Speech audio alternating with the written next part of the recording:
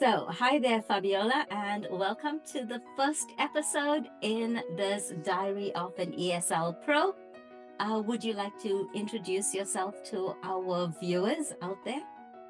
Okay, hi Nas, thank you.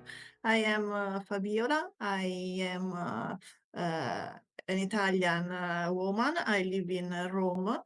I'm 38 years old and I have a little baby and a cat and even a husband. And I'm very glad to be here. Okay, Fabiola. I like the order you put that the baby, the cat, and then the husband. Well, I hope he's not watching this video. Fabiola, would you like to walk our viewers through your English learning journey, how you started out from the very beginning? And then maybe you can touch on joining our group classes during your pregnancy and how you feel you've progressed, maybe any tips, suggestions, struggles that you've experienced, because the point of this podcast is to show other English learners that what a non native English speaker sounds like, that everyone has struggles when learning a new language. It's not about being perfect, but about practicing and just, hanging in there and so on. So, could you walk us through your English journey? Sure. Um, I've been studying English since I was a teenager because I started at the high school, but I had a scholastic level of English because especially in Italy, when you study English at school, you especially study grammatic grammars. So um, I wasn't very confident in speaking and chatting with other people. And then I've worked on my own, on my English level since the university, especially reading a lot of books in English. And I enjoy very much reading in original language and even watching movies, series, and videos in English and songs in original language. And then last year, I joined the group classes of uh, the group classes by NAS, and then yeah, I think that the the exercise, the weekly exercise of chatting with people like Nas, that's she's a teacher, of course, but even with other people that I've met during the group classes is very useful, and because you can share your thoughts and even listen other accents, English accents that not just of native speakers, native language speakers. And yeah, I think that I've improved my English level, but I hope to improve it even better, even more. Okay. Yeah, you touched on something very important. Most students don't have an opportunity to speak. So they have all of this language that they've learned, but it's not really activated. And so when it's time to speak, they sometimes feel stressed. They don't have confidence. And yeah, I think the difference between maybe people out there who are watching, who have this vocab, who have this knowledge, and you is the practice. You practice regularly. I think that makes a huge difference. So, in today's session, I just want students, anyone out there who is trying to master this language, to have an idea of what a lesson looks like, what a lesson feels like, but more than that, just how a non native English speaker who's had a lot of practice is able to answer some questions. And as always, our lessons always do have a theme. And today's theme is one of our favorite topics. It's it's food. You and I both love food, and who better to talk about food than an Italian, right? Of course. So I've got a list of questions here for you, Fabiola. Are you ready? Yes, I am. Okay, let's do this. How has globalization changed the food culture in your country? So, especially because Italy has such a strong food culture, or it did in the past. How has globalization changed that? I I grew up in a small village, and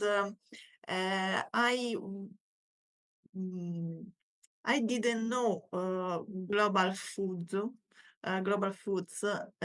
until I moved to high school, and of course, I knew about the McDonald's or so on, but I haven't tried that type of food until the high school. And I think that there is, even today, there is some difference in Italy between cities and a small villages. And in small villages, the tradition is more eradicated, and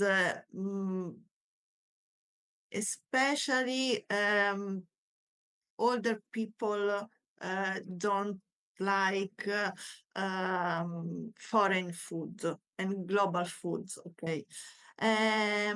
Whereas in cities and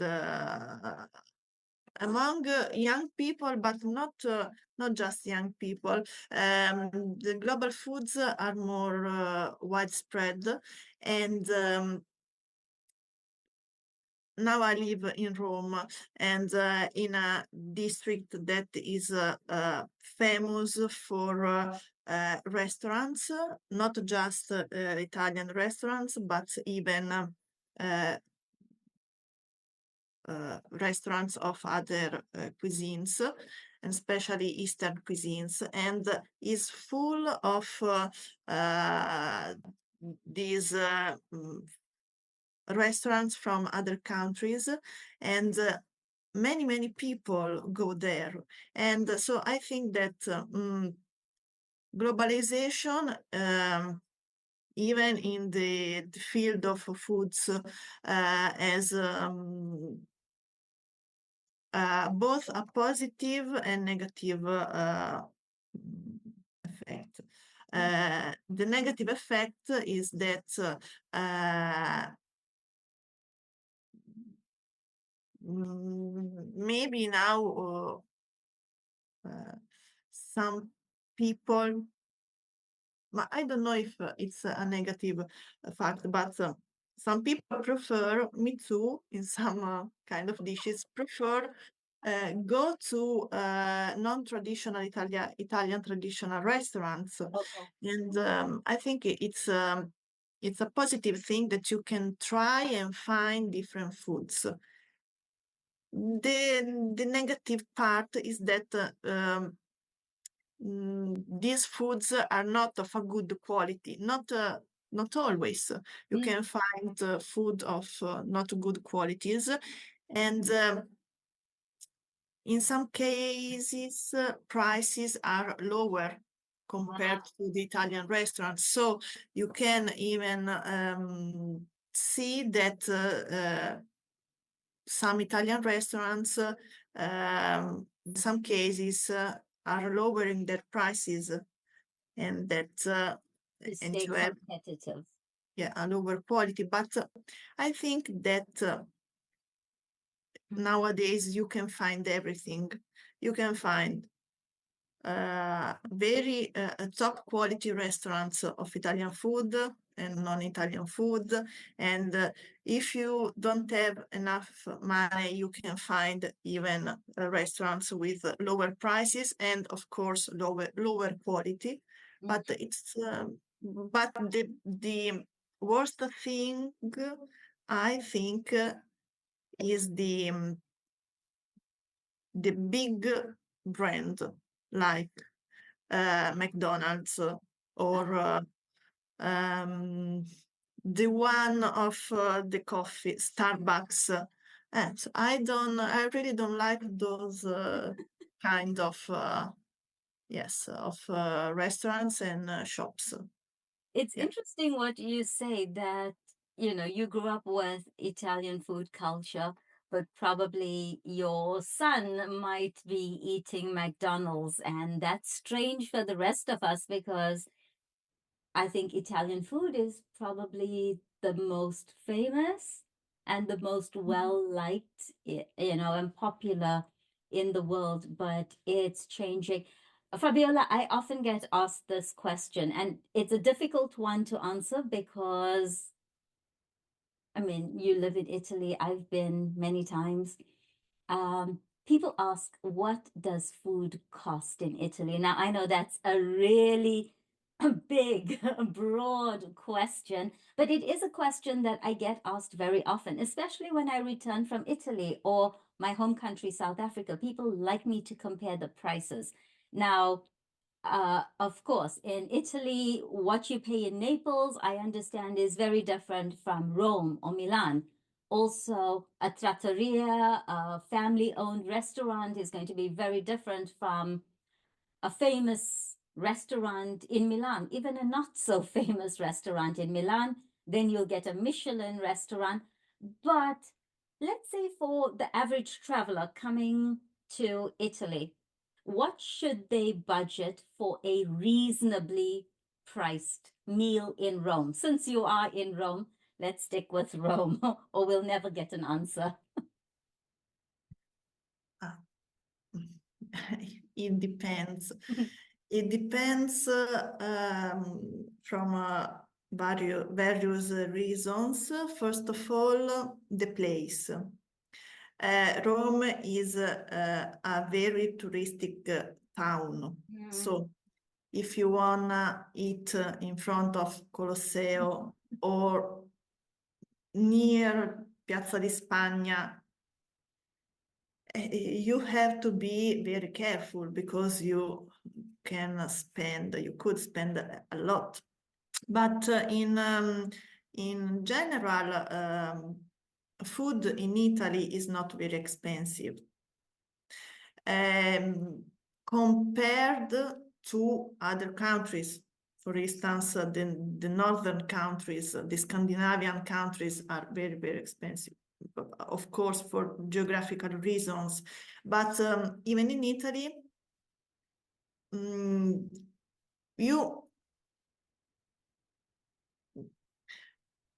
if you ask to an Italian person if food in Italy is expensive, probably this person would answer you that yes, it's very expensive because we had a problem of inflation in Italy recently, and the prices are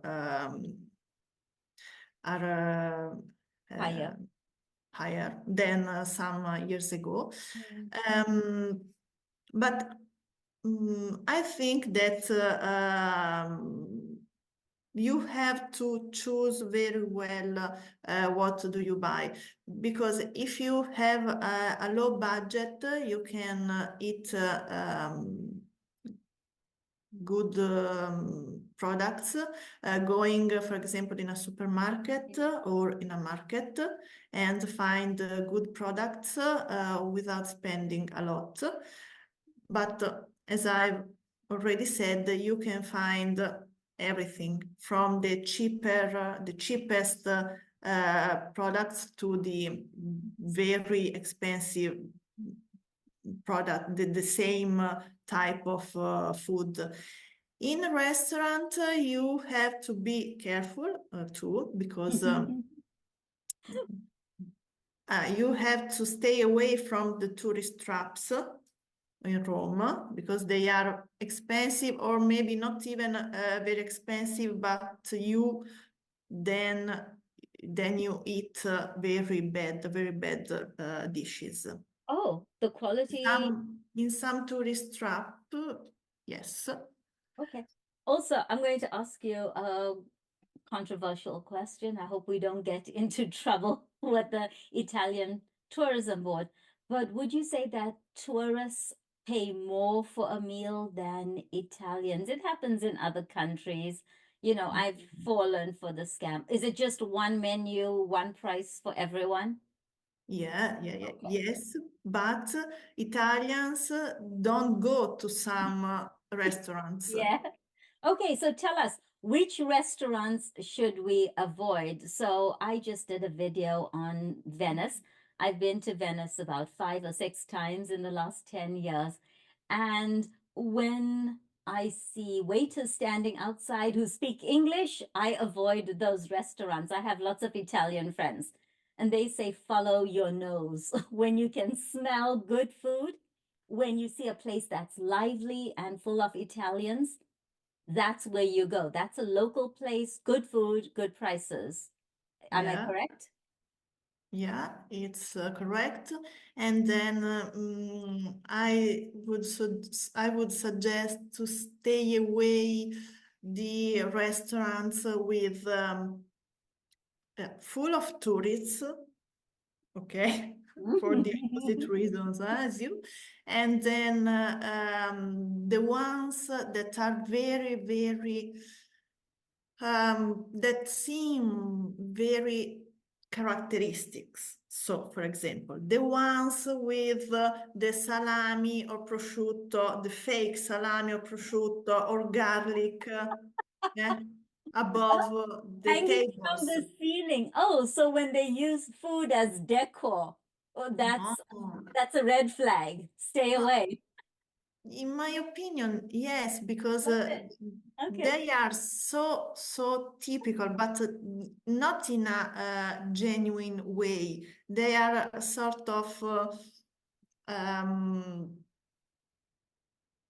uh, I don't remember the It's word. fake or it's intentional, it's Yeah, inauthentic, it's staged. It's staged. It's yeah, also almost like a movie set, right? See yeah, the garlic, see the salami. It's yeah, not, yeah. yeah, it's not authentic. Yeah, and now with the online reviews, you can find good restaurants online, so you can watching the reviews with a critical eye because there are even a Yeah. lot of fake reviews. But if you see that uh, uh, a place has 80 good reviews and 10 bad reviews, okay, it's quite a safe place. Mm-hmm. Yeah. Mm-hmm. And this is an interesting one.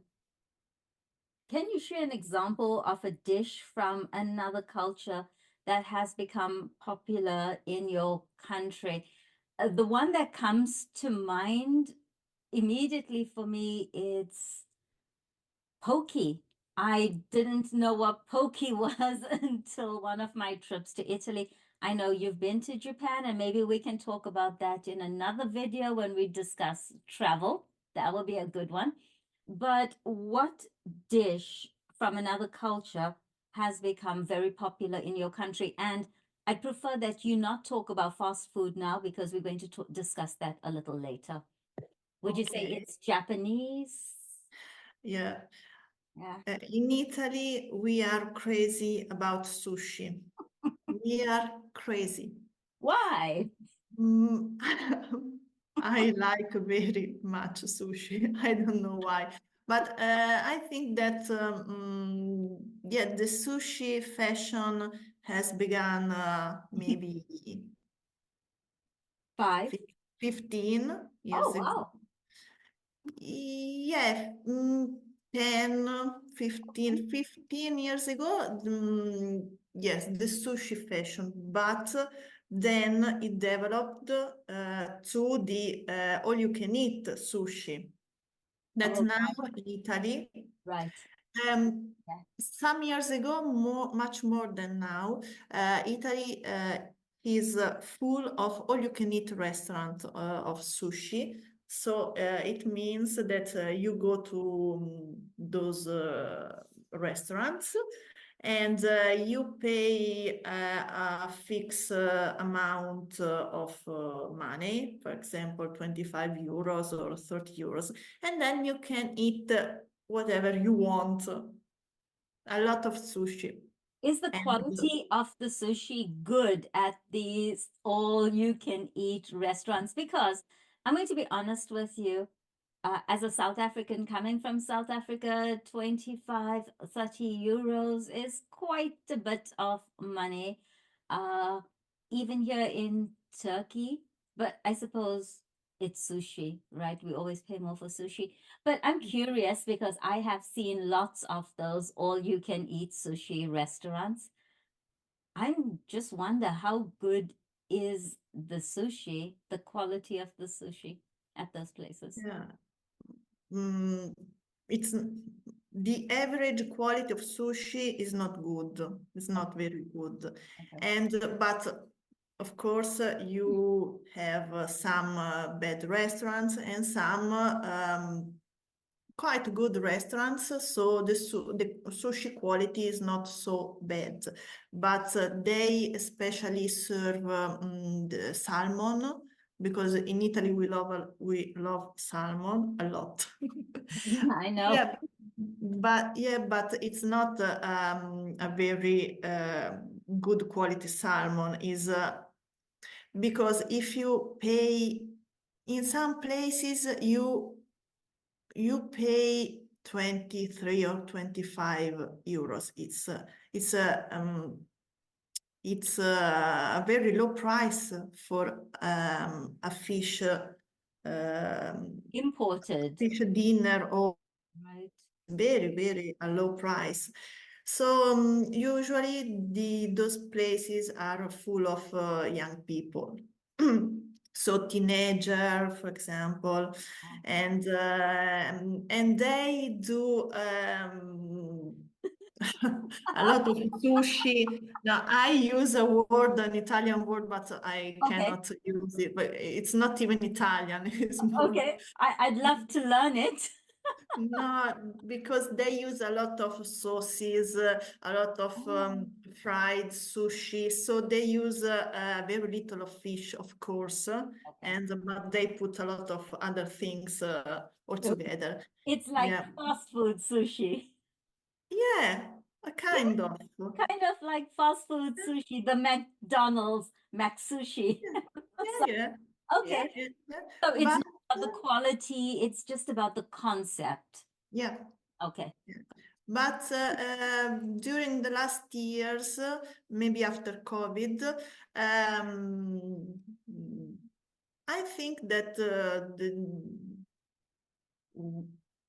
we as Italian have reconsidered the importance of the quality of food, of the food quality, and so you can see that a lot of other restaurants, even Japanese restaurants, are opening and real Japanese restaurant.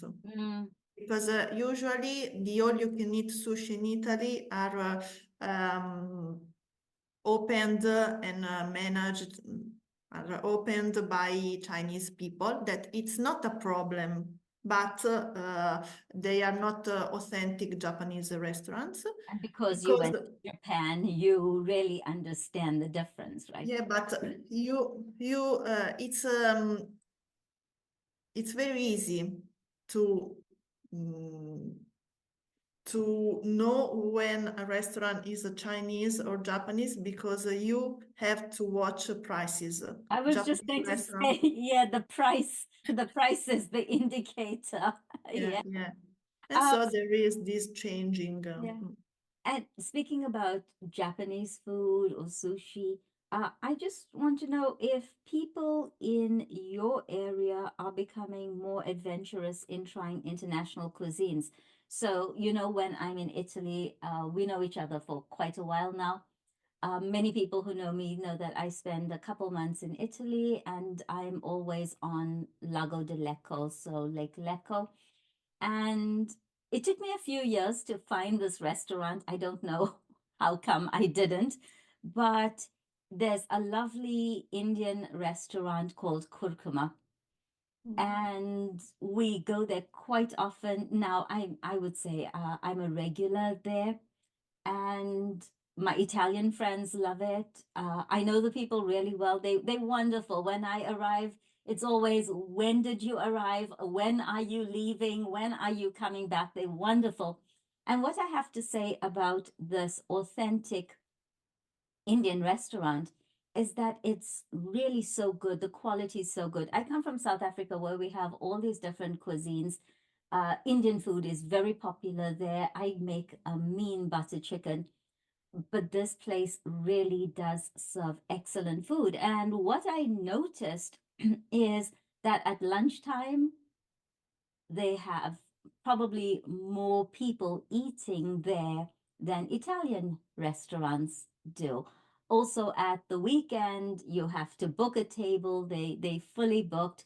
The quality of the food is great. So I just want to know, are people becoming more adventurous? I know you love your sushi and your Japanese food. Also, Chinese food's quite popular.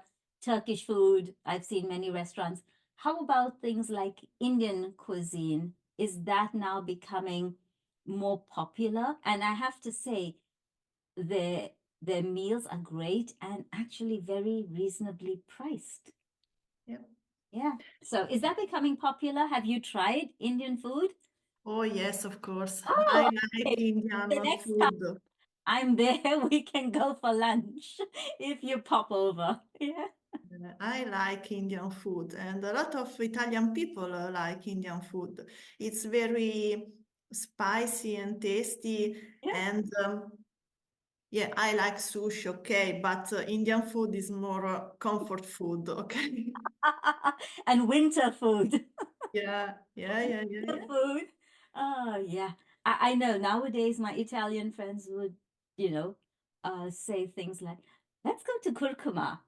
I'm like, really? That's Mm. where you want to go? And it's like, yeah, we haven't been to Curcuma. Yeah, I think there's something very comforting about the spices and the flavors. And you need to try Indian chai. Have you tried Yeah, it? Ah, you yeah, have. yeah. Okay, that's Yep. wonderful now. I like yeah, food, non Italian food, Foreign food in foreign food, yes, but the word I don't remember even in Italian. The, fusion. ethnic food. Ah, yeah, yeah. Authentic, real, not the fast food No, version. yeah, Um, Now let's talk about McDonald's because let's talk about it. We can't talk about food and not talk about McDonald's. Um, in Lecco, where I spend a lot of time, the little McDonald's closed down, and I was quite happy about that. But then they opened this huge McDonald's, and it's so busy, full of teenagers. And I was curious. I mean, how much cheaper is McDonald's than Italian food? And in my estimation, a McDonald's meal costs the same as an Italian pizza, like a quattro formaggi, four cheeses. I would rather have an Italian pizza than the McDonald's. So, in my opinion, it's not really about price. But how do you think fast food has affected traditional eating habits? Because I've seen Burger King all over the place, the McDonald's in Milan, KFC. I like KFC, so it's the only time I get it. So I'm going to admit that I go in and I eat it. I don't feel great afterwards, but in the moment, it's wonderful. But how do you think fast food has affected traditional eating habits? especially with the younger generation? I think a lot because yeah, younger generations go to McDonald's or Burger King or so on. I think um, not just for eating those hamburgers that I really don't like, the McDonald's hamburgers, okay, but Mhm. I think it's like a status. They go there because it's something. Trendy. Trendy, yes, because they are young, they go to McDonald's, they they spend, yes, like a pizza, but they have the hamburger, the chips, the Coke, the flash, flurry, I don't know, the Oh, ice The cream, the McFlurry. McFlurry, okay, the ice cream, and yeah, they go there to in order to go out and see friends and doing things. Do you Yeah, think it's also to see and be seen? So we have this concept. There's some restaurants you go to, even for us, okay, not McDonald's, but you go to certain restaurants where you want people to see you and where you want to see people. For the younger generation, they're not going to go to a Michelin restaurant or I think I told you about the Sophia Loren restaurant I went to in Milan. Loved it, loved it. But it's the kind of place where you go to see and be seen. So is McDonald's this for the younger generation? Also, this whole idea of the American culture, like a burger and a milkshake. yeah, yeah. In Italy, we really like other countries, the American culture. We are very Esterophily, esterophiles. I don't know in English how it is. We love foreign countries and foreign culture, and we think that Italian culture is not very interesting. Yeah, it's Well, true.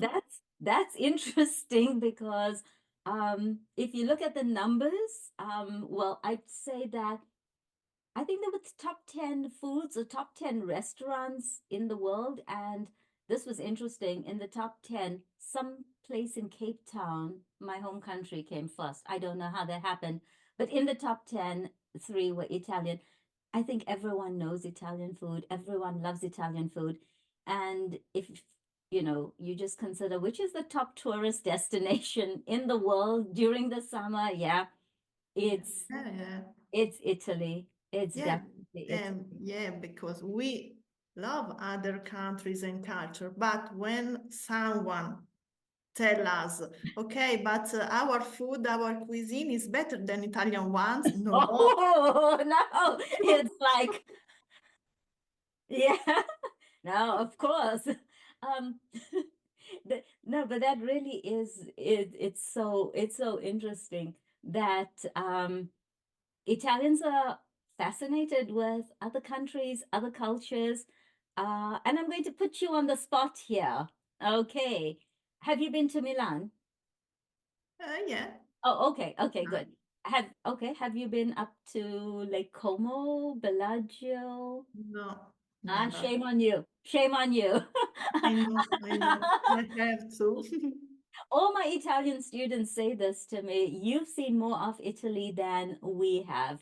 Um, because I think as non-Italians, tourists, we do see more of your country.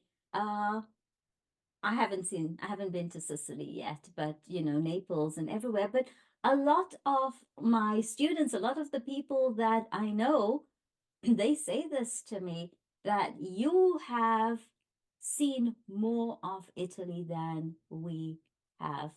And we spoke about the Banana Express before we started the recording, and I did the Banana Express a couple years ago, and it's magical.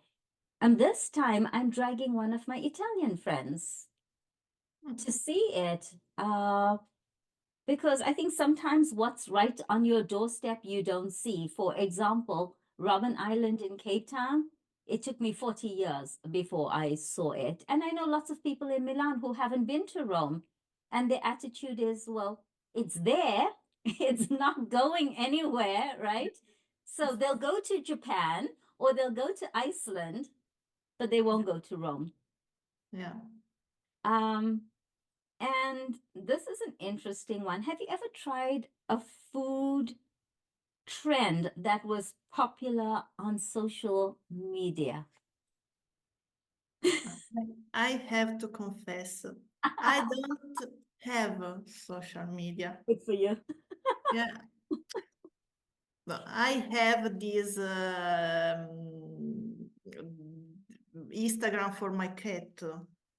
Yeah, because I put the photos of my cat on Instagram, but I don't use it a lot.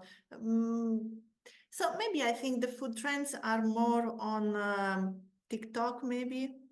I tried a social trend Oh, now. The avocado, the avocados, the fruit, yeah. the green, yeah, because I like avocados, and in Italy, everyone loves avocado, of course, now, but it's a new food.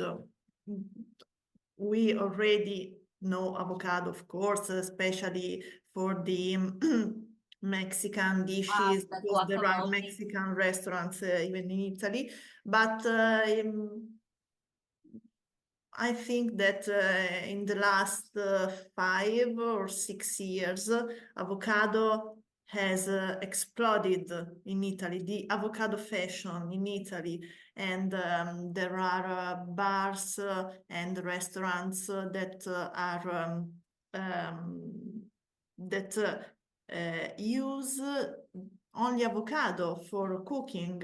And we you can find avocados everywhere, and even in Sicily, they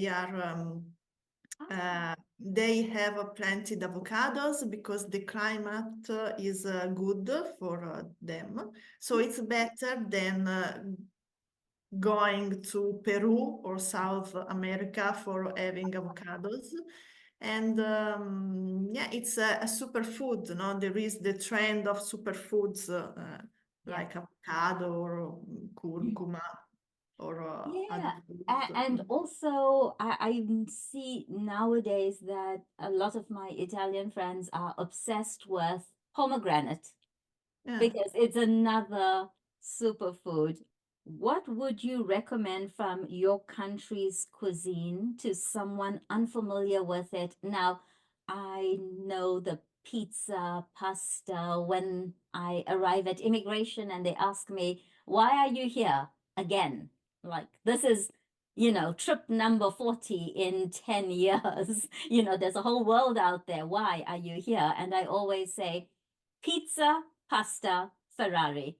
Okay, so um, as the years went by, I upgraded that to pizza, pasta, pizzoccheri. Not many people know about pizzoccheri. It's a mountain food. It's from the Valtellina region. It's my favorite.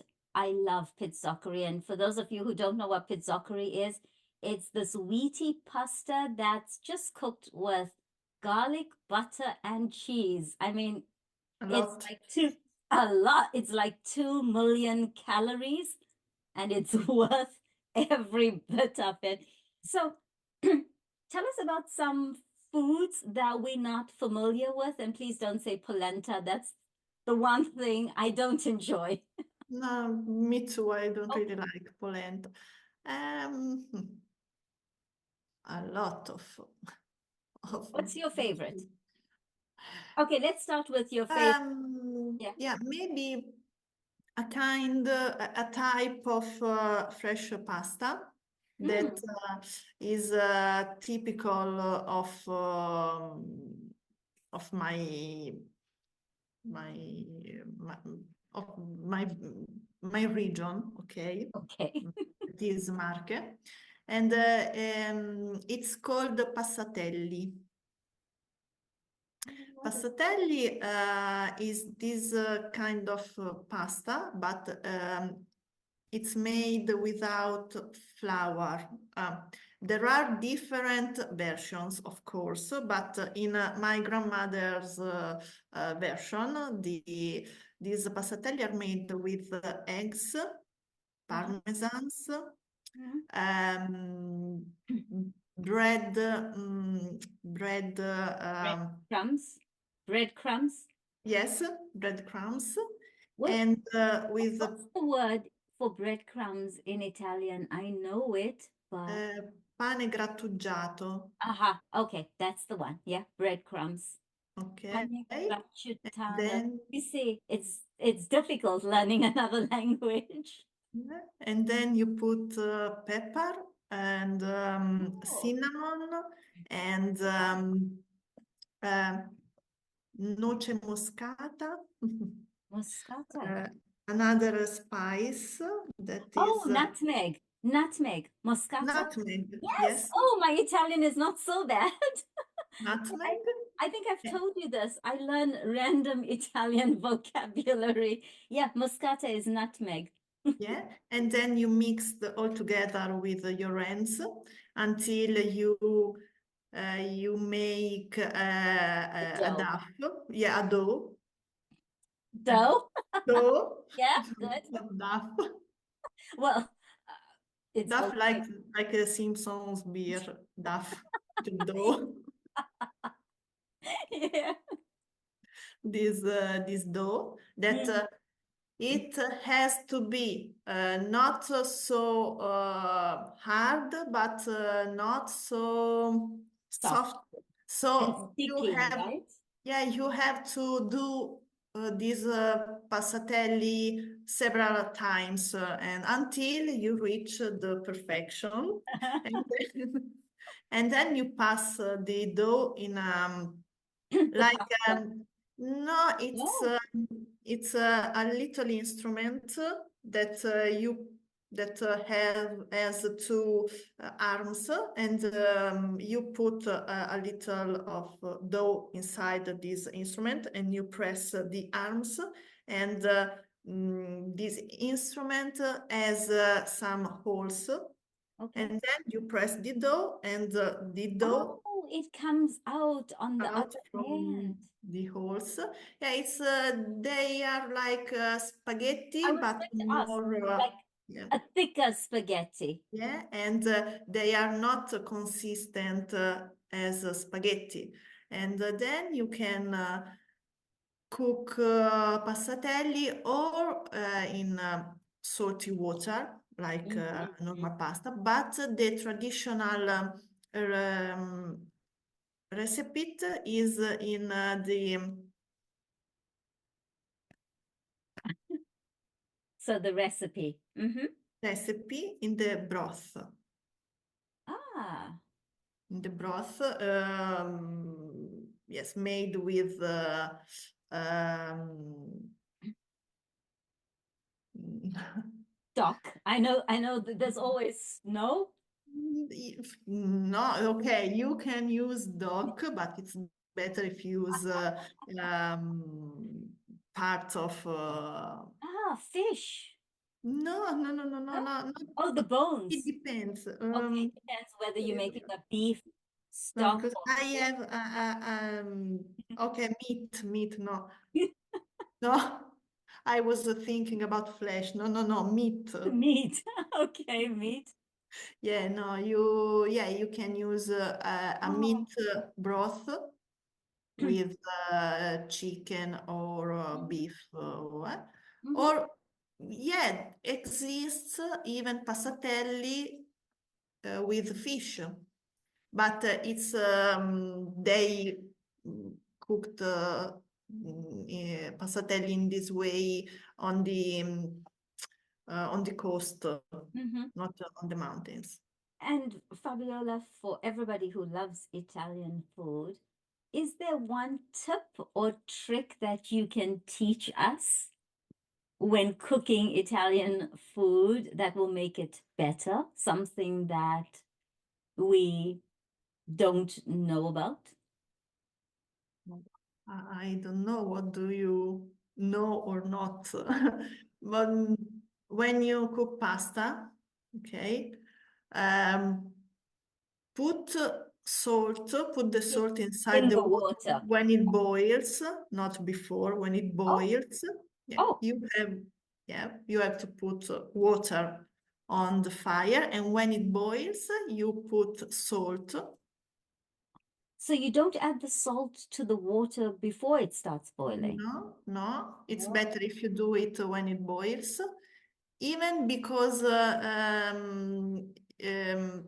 although you can ruin your pot, Ah. and then when it boils, you put salt, and then you put your pasta, and then you move your pasta sometimes every 1 or 2 minutes.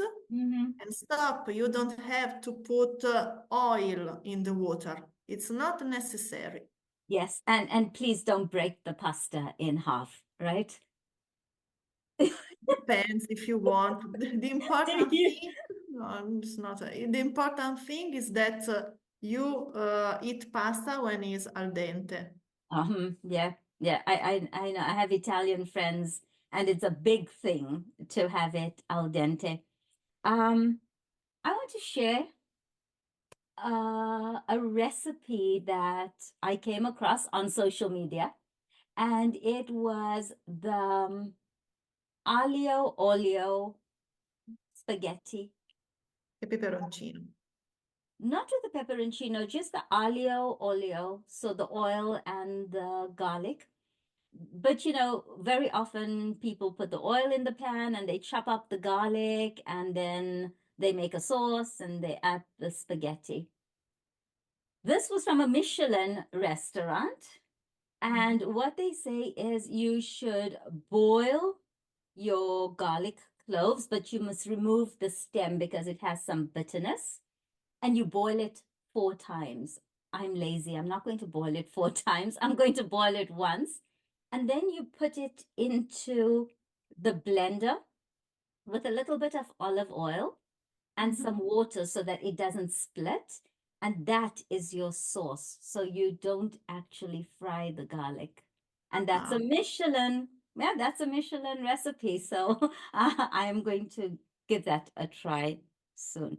Okay, so we're going to start wrapping things up here, but I want to hear your thoughts on this.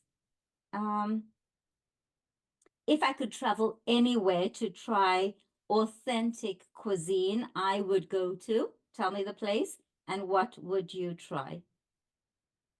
mm, yeah, China or India, probably. Yeah. Mm-hmm. But I would be a little worried about the hygienic condition. But because I would like to try the street Street food, food. not Yeah. just the restaurant ones, but Yeah. What would you do if you were invited to a dinner party featuring a cuisine you had never tried before? yeah, I would be very excited because I like trying new things, and I try. So, thank you for joining me today, Fabiola. I hope that you will be back maybe to talk to us about your travels in Japan or any other topics that we can cover.